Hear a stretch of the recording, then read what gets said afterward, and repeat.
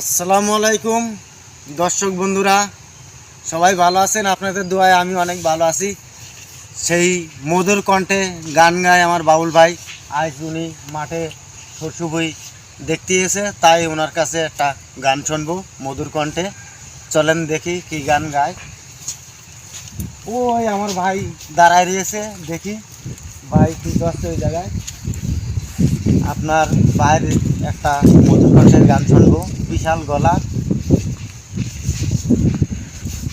আসসালামু আলাইকুম ভাই, ভালো আছে? আল্লাহ রাখছে। কি করছেন ভাই? এই ভাই দেখতে আসছে। ও শস্য করেছেন আপনি? দেখেন অনেক সুন্দর। এই এমনি মনে হয় গরু টরু গিয়েছে নাকি? অনেক সুন্দর। আমার এই বাউল ভাইয়ের হাতে একটা সুন্দর কণ্ঠের গান শুনবো ভাই। এটা গান টান গাওয়া দেবে না? তো আগের মতন এখন আর গাই না, তারপর আসছেন। হ্যাঁ, তাই একটু গান শুনি আপনার একটা কণ্ঠে, মধুর কণ্ঠে।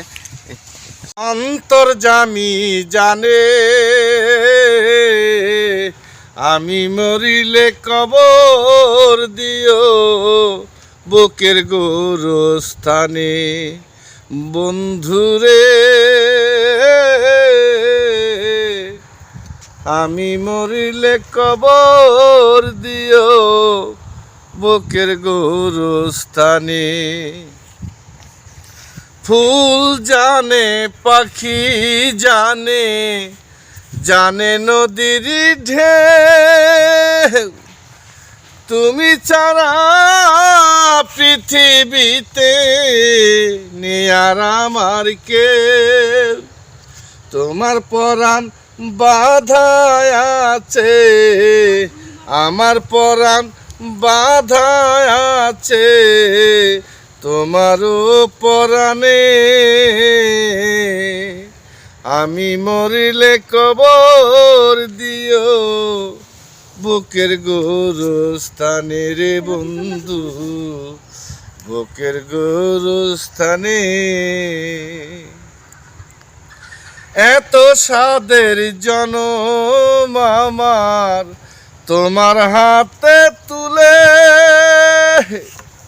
হাসি মুখে যেতে পারি পৃথিবীকে ভুলে। এত সাদের জনম আমার তোমার হাতে তুলে, হাসি মুখে যেতে পারি পৃথিবীকে ভুলে।